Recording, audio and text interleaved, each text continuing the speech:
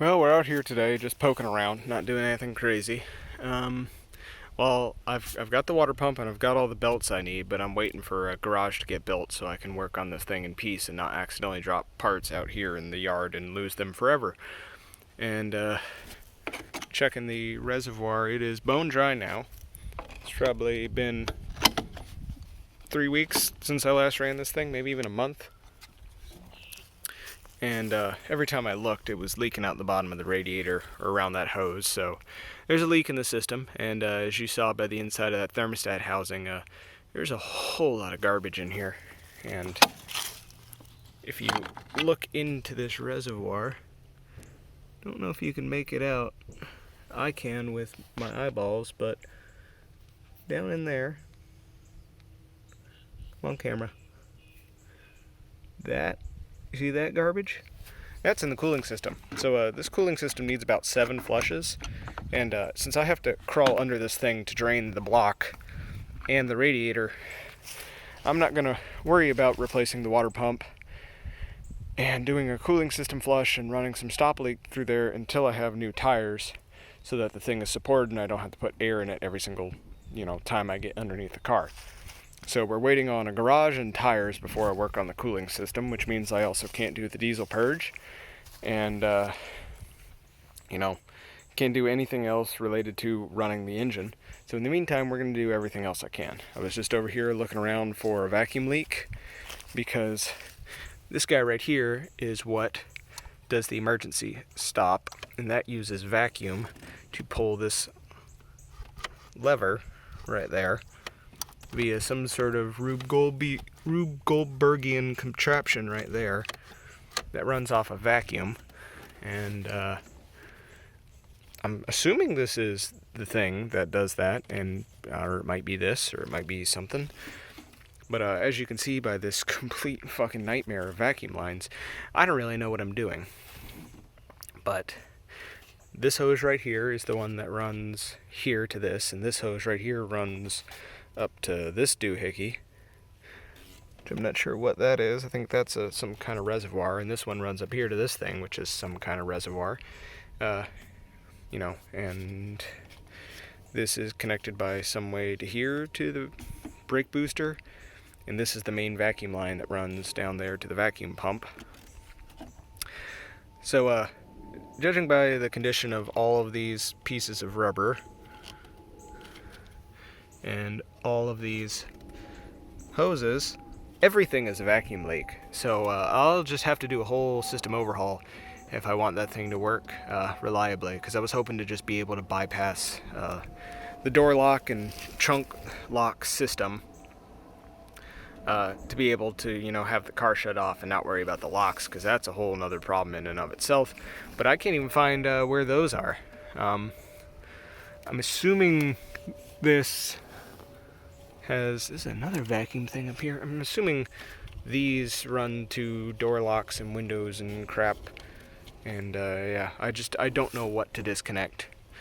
I can't really find any guidance online on what I would need to disconnect to basically leave the locks non-operational but get the vacuum shut off to work.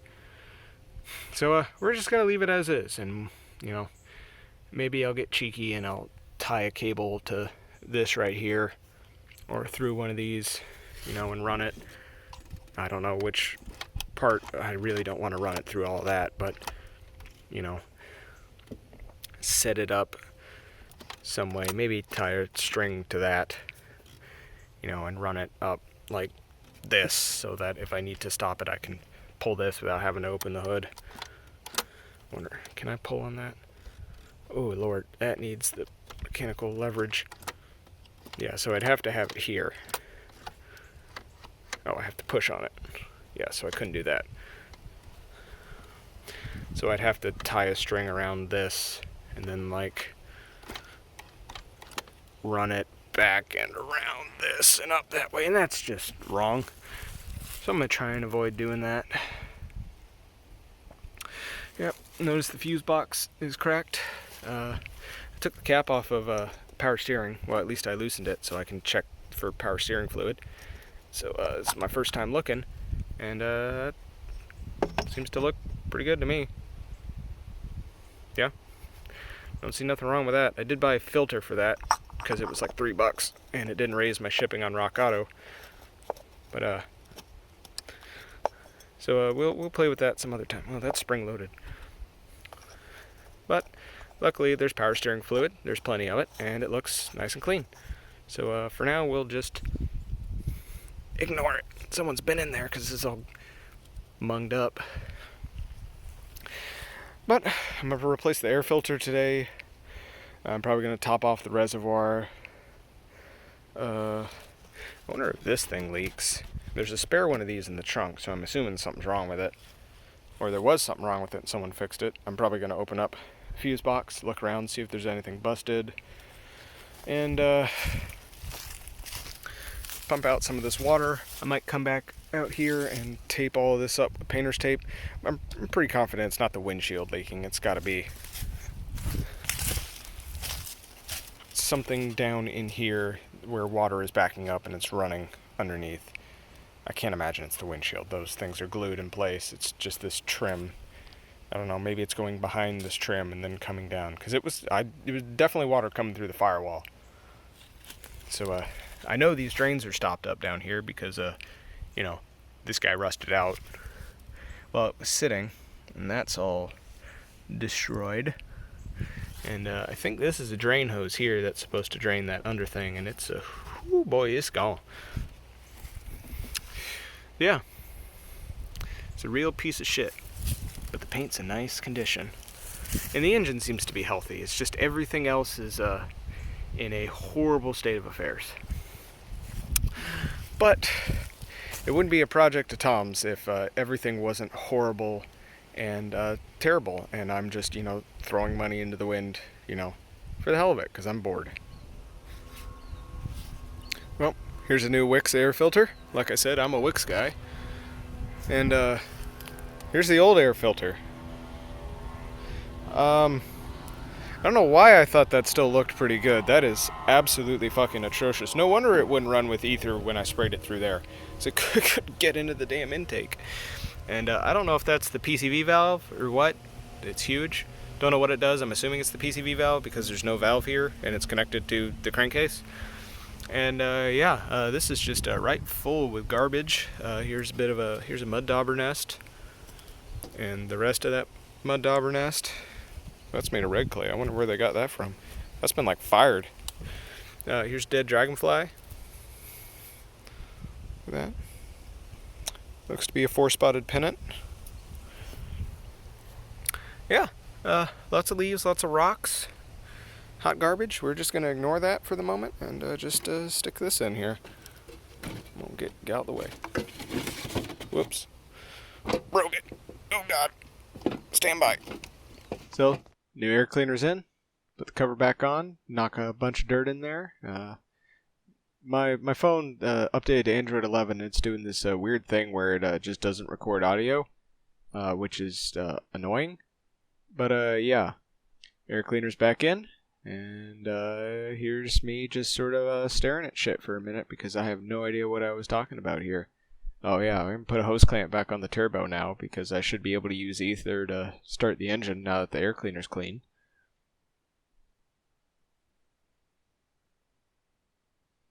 So I'm going to try and pump out the floor, and I'm also going to take that big old 46mm wrench, get this medkit tray out of the way, which is covering the top of the fuel tank and the fuel sender, and try and get the fuel sender out, and take a peek into the fuel tank, and see if it's clean or if it's horribly dirty.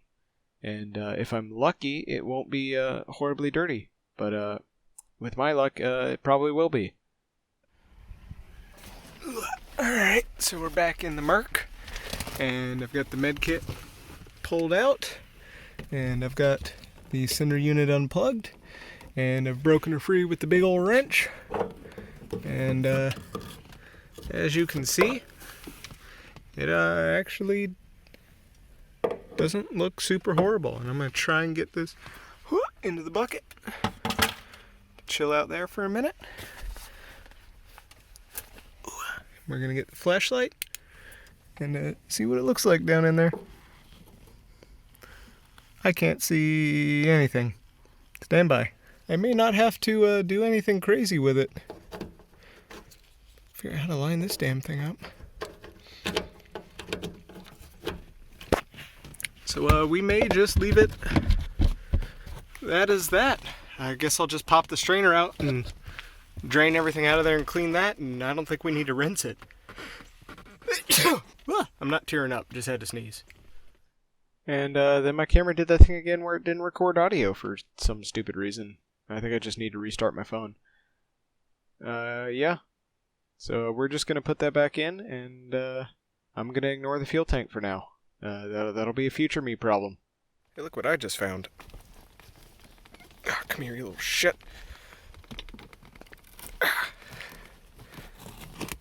Mud dauber nest. Neat. That's fun. Guess this hole's been here a while. We'll just ignore it.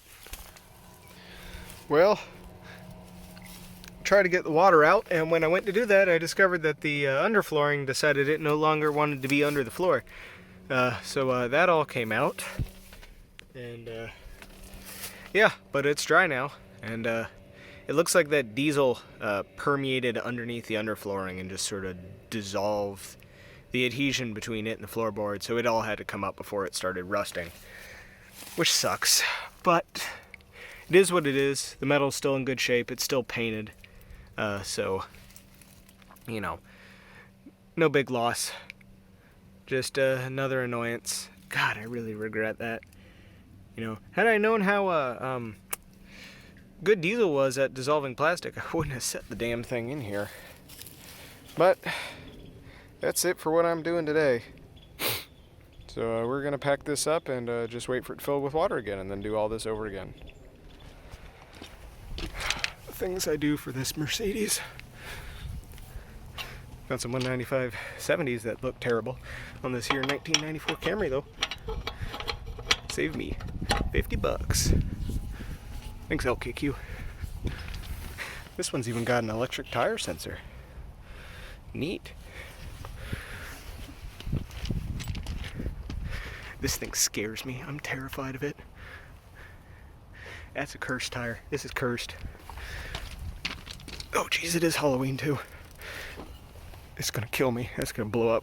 Take my leg off. That's all it took. Emergency lug wrench, wiper, and jamming a torque converter under two wheels, and then hucking it at this last one like a shot put. But I got it. Here's the wheelbarrow. Nice. Well, we got one of them there $50 Harbor Freight tire changers, and this thing is worth its weight in gold. It paid for itself already in just one job.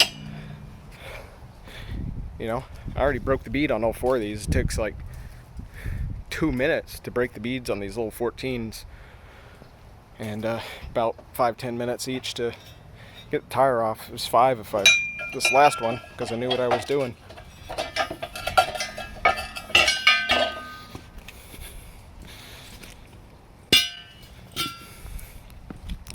So yeah, a dismount costs $5 at the local tire place.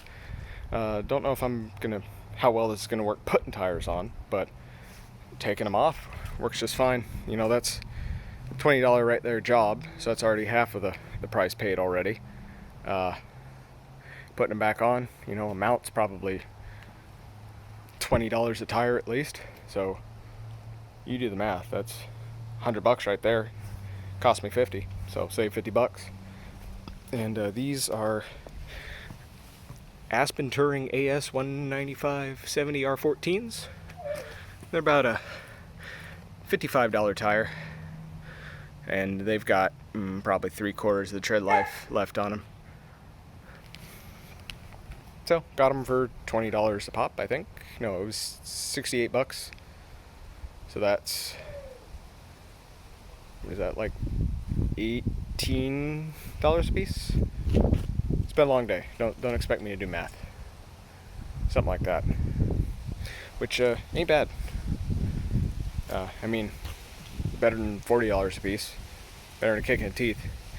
And it was $10 each for the rims, which I don't want, and they said I could bring them back and they'd give me a full refund on them. So I'll get that back. So it'll end up only costing me $68 plus the tire changer.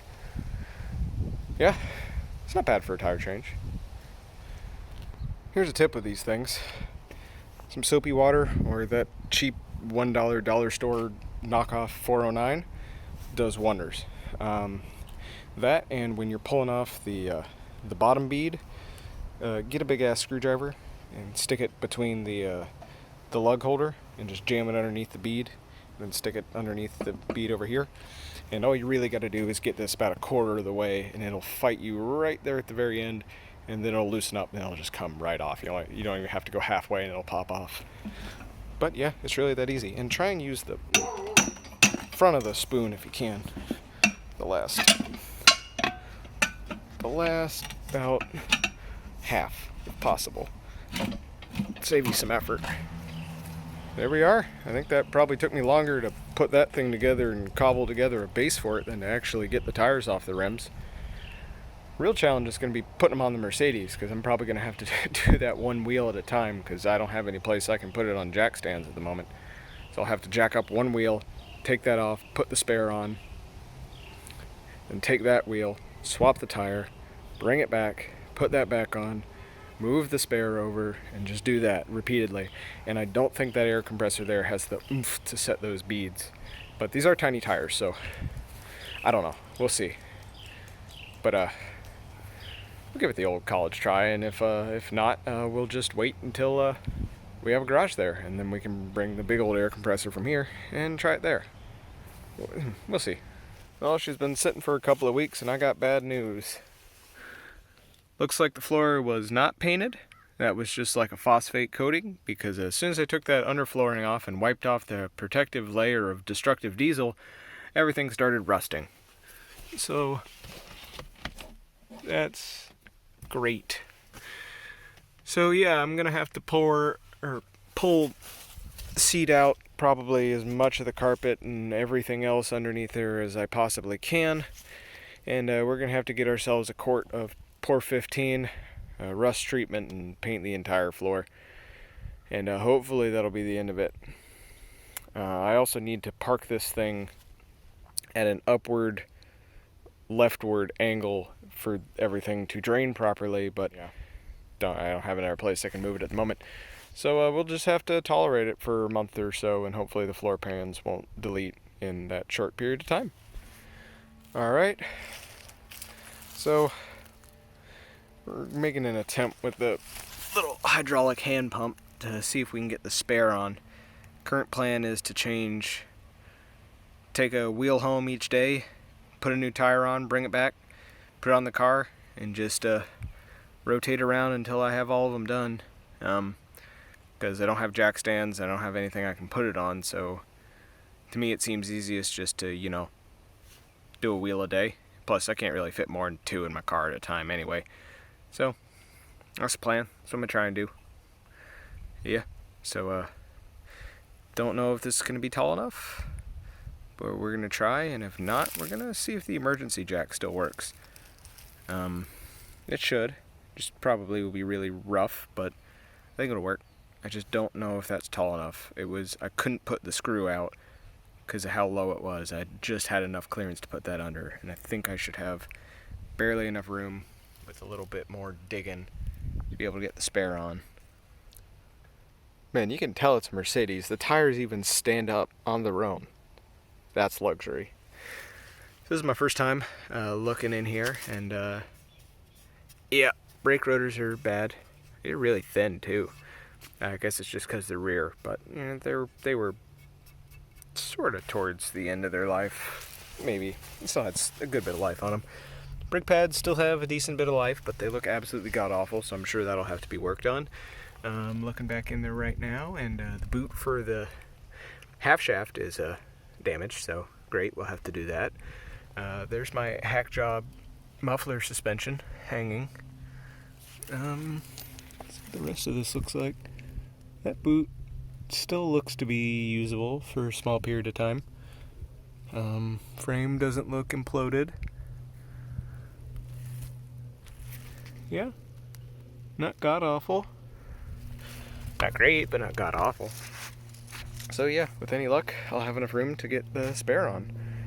And then we'll be taking this sucker home, trying to get that off, and trying to put one of them new tires on it. There's a spare on. Didn't have to dig too much farther.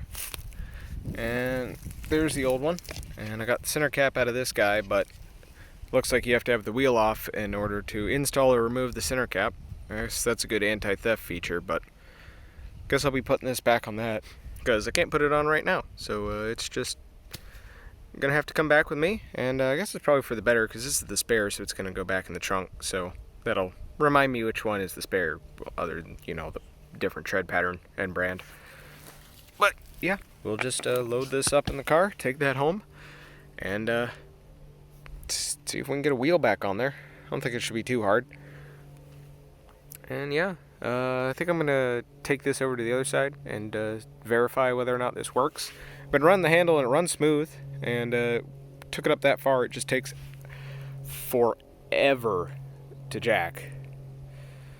Yeah, guess we'll just start letting her down over here, and hopefully this tire holds air and doesn't explode and take my eye out.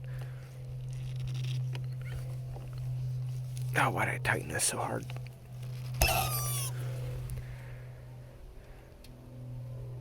I'd say it's not exploding, I think. And it appears the emergency jack works just fine. So I'm going to use that because way more convenient using these jack holes than having to set up the bottle jack.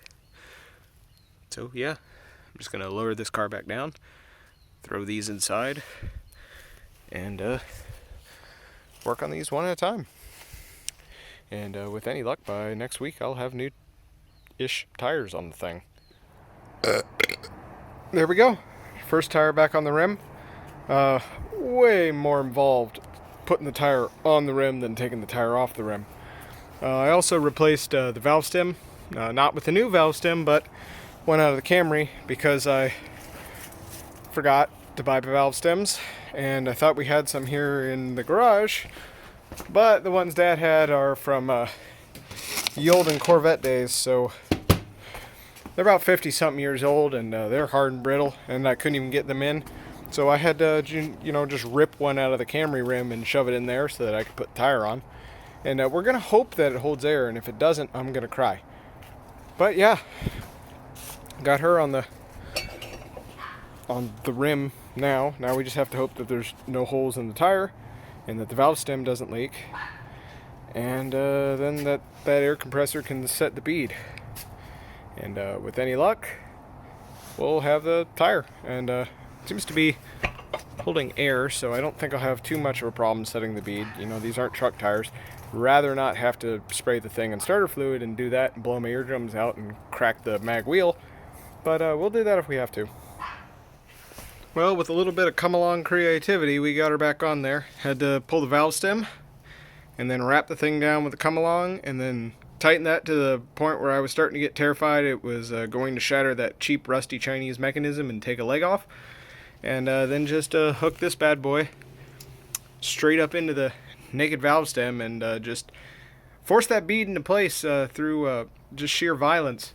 And it worked pretty good, and I didn't lose a leg. And it wasn't even that hard to get the come-along out.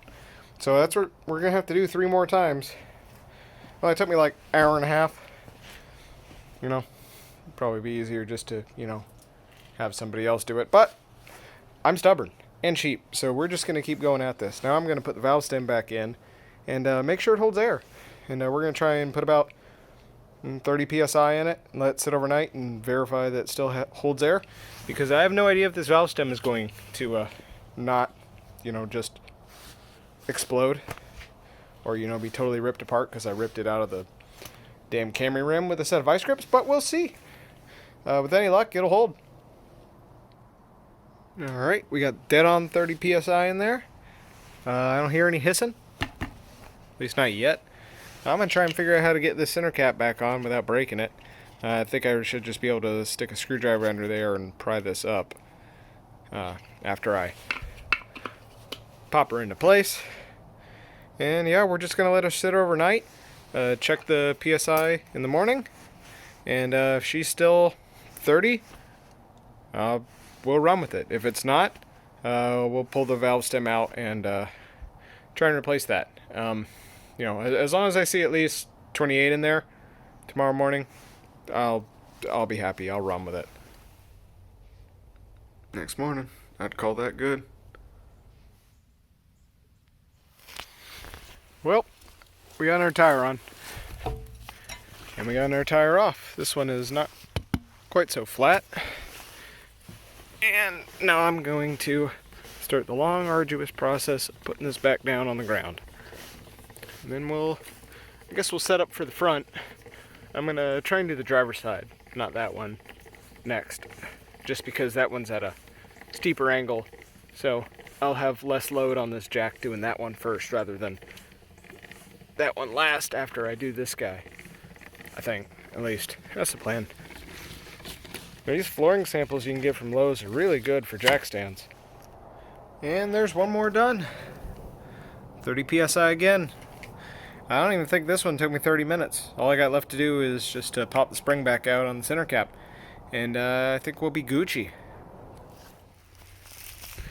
There's the second one on. So now we've got the Merc sitting on 3 inflated wheels. All we got left is to get this guy off, and then we'll actually be able to see what the suspension is sitting like. And then once we get that guy replaced, we'll go over and swap it with the spare, and then that'll go back in the trunk, because that's a very old tire, doesn't have a lot of air in it, and doesn't have too much in the way of tread. Plus it's really hard. Well, the tread's very hard. The sidewall is actually very supple. I think that's the original spare. So yeah, we'll throw her back in. And we'll just keep on chipping away at these tires. Alright, I'm going to time myself this time. It's 8:17 right now, and I'm going to see how quick I can get that tire off and that tire on. I haven't done anything other than grab all the tools and get everything set up. So I'm going to see if I can get this done in 30 minutes flat. Here we go. There we are. It's 8:42. Only took me 25 minutes. We're sitting at 30 psi. This guy might have a bead leak. That was bubbling somewhat when I was setting, or after I had set the bead. Doesn't seem to be bubbling anymore. It's not anything that's significant. But this is the one to watch. There may be a bead leak on this tire. I did find a nail in the tire I took off of this, though, so that would explain why that one was leaking, even though it looked to be in better condition than anything else. And I think that probably fell in, because when I took tire off, the nail fell out and hurt it. And that would probably be why that started losing air more rapidly after I moved the car, because the nail probably fell out, and then it started leaking, because this was the one that was holding air the best at any of them, I think. But yeah, we'll keep an eye on this guy. It doesn't seem to be, leaking too severely. If it is, and if so, we'll just make this the spare, I guess. Alright, so I grabbed the last tire, and I was just going to move it into the garage since I had room now. And this is the one that had the electronic wheel sensor that you saw, where I pulled the wire out from underneath the bead at the scrapyard. So I was just checking at it to make sure the bead was still intact, and look at that, she's got a plug in her. So she's been popped at least once. It's in a spot that can be professionally patched, though, so if that becomes a problem, I can, pay someone a couple bucks to patch it. Looks like beef jerky, but it's not. Let's see what that looks like on the outside. Yep, yeah, that's it right there. So yeah, hopefully this guy holds air. It was the only one that was totally flat, so it could be that it doesn't. And if not, I'll try and plug that myself. And if that doesn't work, we'll take it to a professional tire place. Get them to do it. Well, got the fourth wheel off. And I don't know if you can make that out, but it looks like we're down to the damn metal on those front brake pads. That's going to have to get done. Great. That's wheel number 3. And with her sitting on the spare, that's the new ride height. Looking pretty good. Suspension doesn't seem to be sacked out, so that's a great sign. As you saw, I was looking in there at the front brakes, and the front brakes are absolutely gone. I think they're down to the pads, or to the metal backing on the pads. So that's fantastic. There's currently 4 things I need to do before I can test the transmission on this, and that's change the tires, which I'm working on, because you can't drive a car at 50 miles an hour if the tread is going to come off. That would be very bad, especially on mags. The next thing is I need to get a new battery, because that Group 34 will not close with the hood. Battery's too tall, the posts are on the wrong side, it's lead acid, so I'm not going to lay it on its side. So yeah, I have to get a Group 49 for this thing in order to be able to shut the hood, and because I can't, drive the thing at 50 miles an hour if the hood is not tied down, and I am not going to ratchet strap that hood down because I will bend it, because it is not particularly strong. It's very heavy, very long, only held on by one hinge, ain't going 50 miles an hour with that bungee corded in place. The next thing is I need to replace the accelerator bushing under the hood there, because that's only giving me about 30% of the throttle at the moment. The movement of the accelerator to the linkages on top of the engine, only maybe like 30 to 50% of that is actually being translated, and it sticks too. So I need to get that bushing replaced so that I can have full range of accelerator pedal. And then thirdly, brakes, because there's probably no brake fluid in any of the lines, so that all needs to be bled. And on top of that, there's no pad in the front, so those need to be changed. So I'll have to do a front brake job. The rear still looks like there's some life. I have no idea what condition the calipers are in and whether or not I'll be able to successfully bleed them, but we're gonna give it the college try. So gotta do tires, which I'm working on. Gotta get a battery, which is just a matter of forking over the money or hoping when I go back to the scrapyard to return these wheels that they have a Group 49 sitting on the shelf. That'd be nice. Doubt it. Then the accelerator bushing, that's just a cost I'm have to eat. This can be at least $75. And then front brakes. Front brakes are probably going to be $100 for a set. I think Mercedes Source is running a deal. I think that was only for October though, so I think I just missed that. Yeah, but I'll have to do the front brakes, and then I'll have to bleed everything absolutely, because you can't go 50 miles an hour if you can't stop. Yeah, that's where we are. And then I gotta figure something out about this water. Don't know what I'm gonna do about this weather stripping.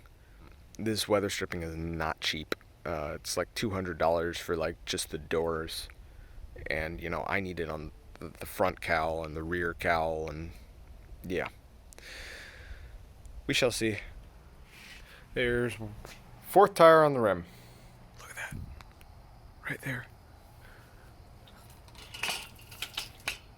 We got a cheeky little dump cat. Hi, Possum. What are you doing? I probably wouldn't come in my yard. I have hound dogs. They really don't like cat-sized fuzzy things. Okay, bye. Have a good day. Alright, in the morning, this is the only one that's gone down. I overfilled it to 31, and it's now sitting at 28. So that plug may be leaking. I guess I'll go get the soapy water, spray down the plug, and just see if it's bubbling right now. I don't imagine there's anything else wrong with it, but we'll check the tread just to be safe.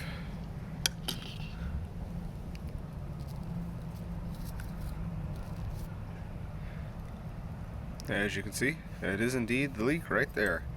That's a pretty easy fix. We'll just pull the old plug out, put a new plug in. Should be all it needs. She's been sitting all day and she's down to 25, so it looks like it loses about 5 psi a day. which I could manage if I was driving the car, but for this, no, that's way too fast of a leak. So current plan is to just take the needle nose pliers and grab on this plug and see if I can pull it out. Then once I get it out far enough, grab on it with either the pliers or the vice grips and just rip that plug out. Before I do that, I need to pull the valve stem out, just get all the air out, and then we'll see what the hell we can do. And I'm just going to put another plug in. So I've used these with great success on the Jeep. I only got one left. And with my luck, I'll run over a nail the following day and have to deal with that until I can get to Walmart. But anyway, we're going to do one of those. They're vulcanized rubber, and that should work pretty good, I hope. And if I can't get this thing to come back out, we're going to have to pop the bead on this and do all that over again. Or I guess I think I can just pop one side off and then fish it out. But we'll see. Let's get to it. Well, as could be expected, the plug did not want to come peaceably. So, got the bead broken, got one side of the tire off, and got the plug right there. And we're just going to yank on that with the vice grips, and I think it'll just come right out. And then we'll pop this back on the rim, go get the ratchet strap, set the bead again, put some air in it, and then plug it. Just a little bit of air. Alright, and there it is. I don't know what the hell they used, but it didn't work worth a shit. It did not vulcanize. So, yeah. Let's do that reverse.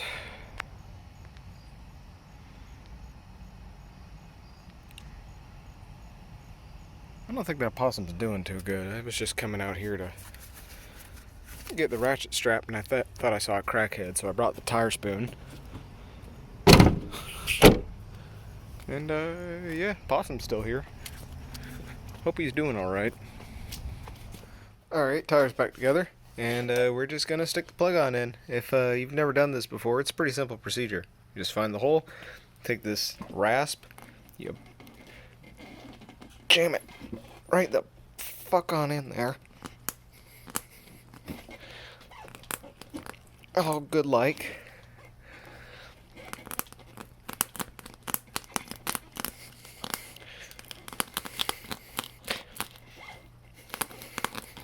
Just really get her on in there and then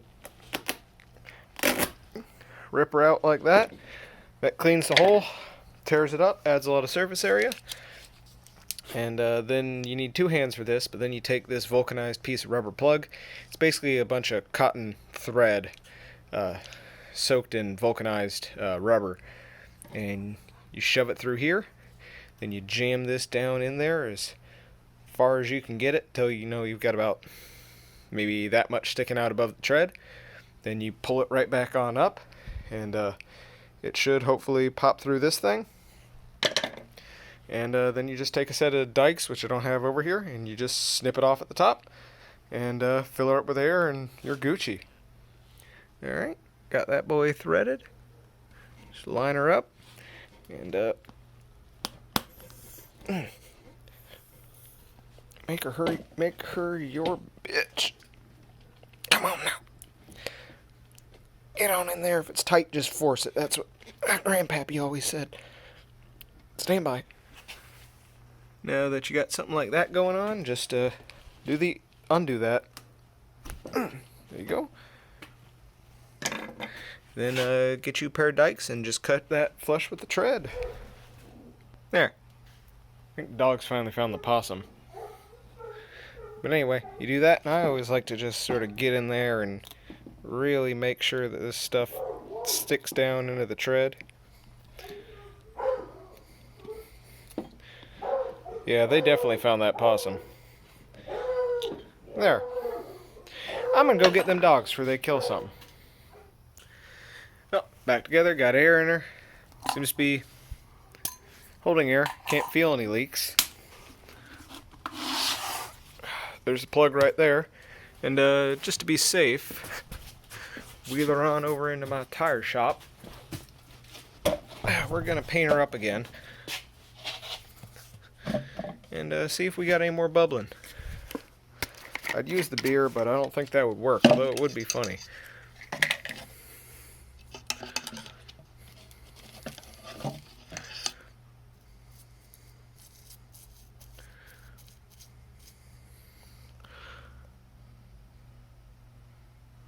I don't see anything.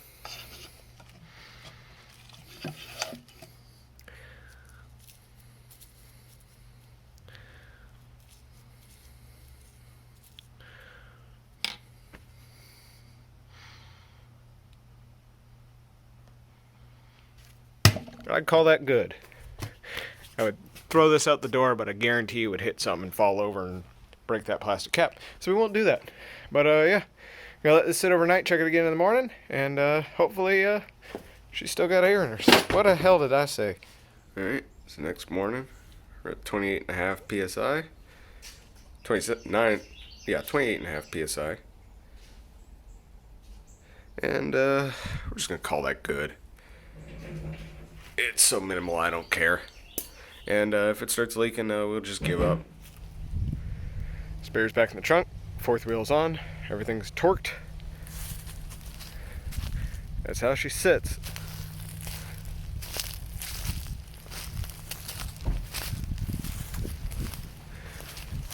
Much nicer. Well, that's it for this one. Remember to like, subscribe, comment, ring bells, do every fucking, I don't care, just do things. Alright, time out, bye.